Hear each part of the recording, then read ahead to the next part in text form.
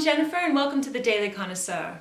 I have been wanting to do this video for so long, talking about the negative, nasty, violent, vulgar behavior that is so common on so many reality TV shows.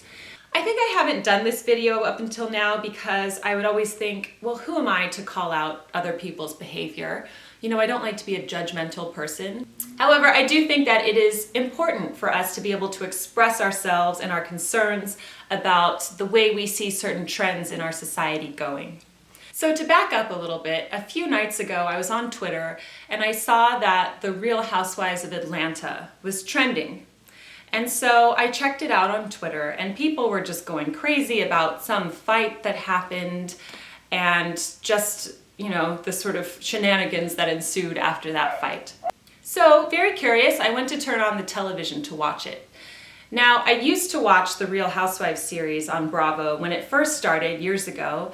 I watched a lot of them because I love knowing how other people live, and I thought that that's what that show would have to offer me. Well, as most of you know who watch the show, it's not really what it has to offer. It's sort of degraded into this series of catfights and artificial arguments and really nasty behavior among women. So I've stopped watching it. However, in my profession, I think it's very important for me to be up to date with pop culture, to see what's going on, so I know what I'm working with, right?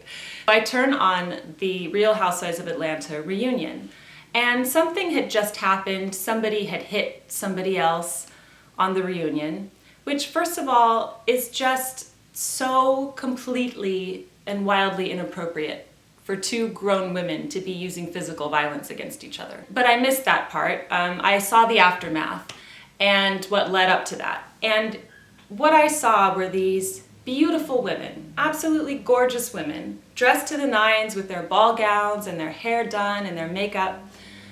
And the way they were talking to each other and screaming at each other and insulting each other was so vulgar and rude and crude that it completely was the straw that broke the camel's back, and I knew that I had to shoot this video. Because it's not just the Real Housewives of Atlanta, it is so many reality television shows these days, and I know that you know what I'm talking about. Obviously, it's not all reality television.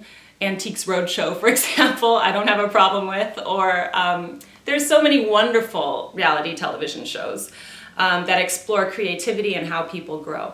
But what I'm talking about are pretty much the most highly rated shows on television. And those are the ones with all of the negative drama. So I know that many of you watching this might think, well, if you don't like it, don't watch it, right? Well, I don't watch it, and I certainly wouldn't let my children watch it. However, I know that there are millions of impressionable young girls and boys around the world who do watch this sort of thing. Or if they don't watch it at home, they hear about it from their friends, they'll Google it on their phones. And these reality stars, whether we like it or not, whether we want to admit it or not, are role models for so many young, impressionable minds of this generation. And that is a scary thing, because as each season passes with these shows, the violent and negative and nasty behavior gets worse and more extreme, because the people on these shows get desperate and they want to make sure that they stay and secure their spot on the show. So they just create a lot of artificial nastiness and drama so that they get a lot of screen time. So what our public really is watching is not something that's real, but something that is completely fabricated and in a very negative way. I know this and I feel like it's pretty obvious, but I don't know if a lot of the viewers know that. And I just think that it's time, and I think that a lot of us feel the same way. We are so tired of this being billed as entertainment. Andy Cohen, are you listening to this? Whether we like to admit it or not, these starlets are role models for some of our young, impressionable girls. They look up to them because of their fame and fortune, because of their beauty. And we need to send the message to our young girls that this is not the way it has to be. That their reality does not have to be our reality. And some of you may say, well, this is just television and it doesn't affect the way people act in the real world. Well, I actually beg to differ. I was sitting in my house the other day and there was a woman walking down the street on her cell phone, completely chewing out somebody on the other line with really nasty, vulgar language. And she was walking with her toddler son.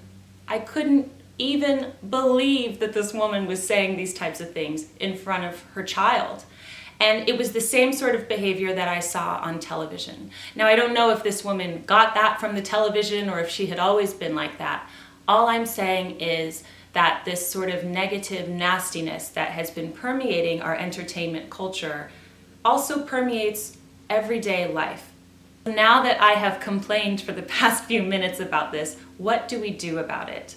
We need to lead by example and be the change that we want to see.